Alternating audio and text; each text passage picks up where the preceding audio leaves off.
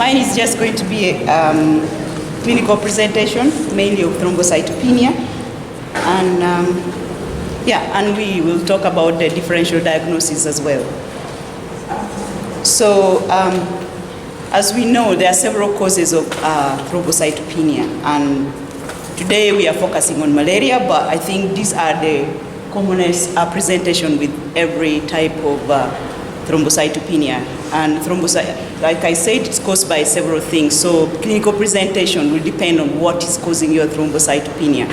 But you will have easy bruising, petechiae, epistaxis, you have gum bleeding, some will present with jaundice, like our patient had an history of jaundice, blood in urine, which is hemoglobinuria.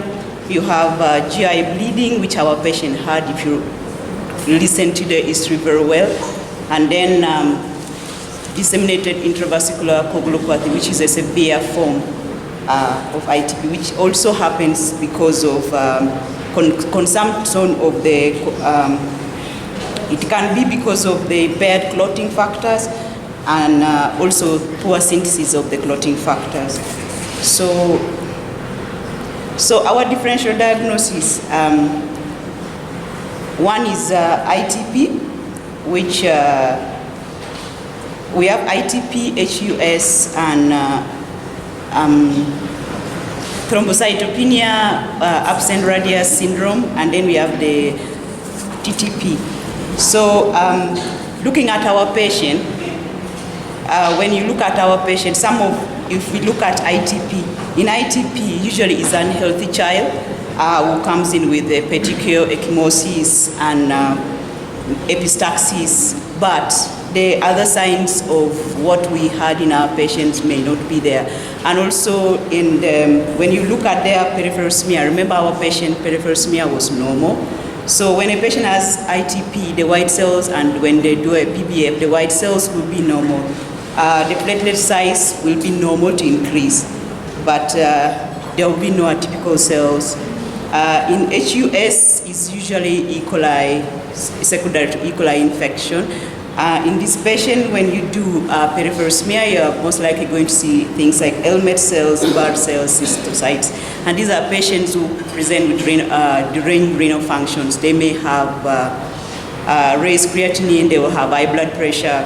So definitely in our patient, all this was not there, so it's not HUS in our patient.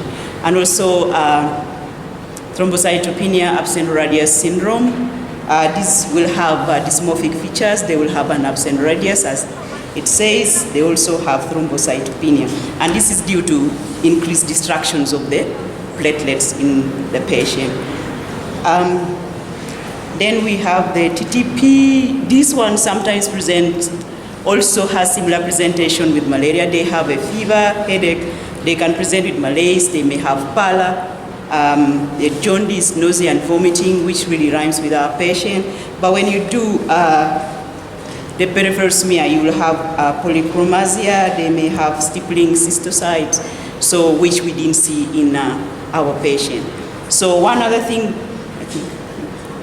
okay, I'm missing a slide. So one other thing which is not projecting up is leukemia, which will also present with body pains, malaise, fever, severe pallor. But these are, when you do the peripheral smear, you expect to see atypical cells. In the CBC, there will be thrombocytopenia, anemia, which our child also had. Then we have other syndromes like Evans syndrome and Wiskott-Aldrich syndromes, which are also common causes of thrombocytopenia. So, in the investigations you're going to do will depend on what your patient presented with, and it's mainly to rule out the differential diagnosis we have just talked about. So, you're going to do a blood smear for malaria to rule out malaria being a cause of thrombocytopenia. You're going to do a complete blood count to look at the cell lines of the patient. You're going to do a peripheral blood film, which is really, I think it's one of the very important tests or investigation you would do in a patient that presents with thrombocytopenia.